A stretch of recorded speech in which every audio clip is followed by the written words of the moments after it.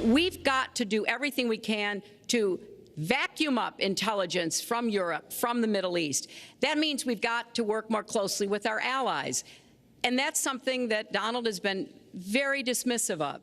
Well, so that is Hillary Clinton. So do actions speak louder than words? What kind of communication does she have with allies or after an operation or with her officials in the field? Let's bring in now Greg Hicks. He's a former deputy chief of mission at the U.S. Embassy and a whistleblower with this whole Benghazi investigation. He's also worked along with Libya as well as Syria, Yemen, and Afghanistan. Greg, first off, when you heard Hillary Clinton talk about a willingness to work and coordinate, what are your thoughts? Well, you know, I wrote a lot of talking points when I was a diplomat at the State Department, and my favorite was always actions speak louder than words. And when it comes to Mrs. Clinton's record on Benghazi, on Libya, on Syria, on Iraq, on the Russia reset, I have not a lot of confidence there. There's very little that she can say that would change my views, to be honest with you. And you have over 600 requests for additional security under Hillary Clinton's State Department, went pretty much unanswered, and you had an ambassador that couldn't get in touch, who's a good friend with Hillary Clinton at a time of need, correct?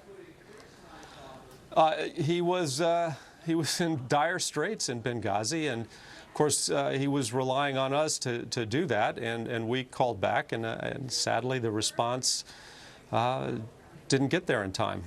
So it's been a tragedy. So when you say actions speak louder than words, and you have to be willing to coordinate and travel, all we heard about is Hillary Clinton, the miles she traveled, and the places she'd been to. Does that matter, how many miles you travel? I don't think so. The mileage is the input. It's not the output. And what Mrs. Clinton needs to be graded on are the outputs. And again, look at Libya today, look at Syria today, look at Iraq today, look at you know, over 500,000 people, poor innocent people who have died. Right. So you know, those are the results. So, Greg, what I'm getting from you with all your years of experience in the State Department is we are desperate for a change of perception and reality on the world stage, and what you saw on that stage was more of the same policies, and it concerns you. Very much so. I saw exactly the Mrs. Clinton that I've seen for most of my life. And on Mr. Trump, on the other hand, I think raised the most important national security issue that we face today, and that's the issue of North Korea. And he's spot on in saying that China has to be pushed to disarm North Korea.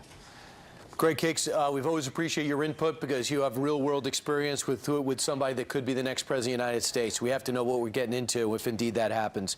Gregory Hicks, thanks so much. Thank you very much, Brian. Appreciate it. All right, you got it. Coming up straight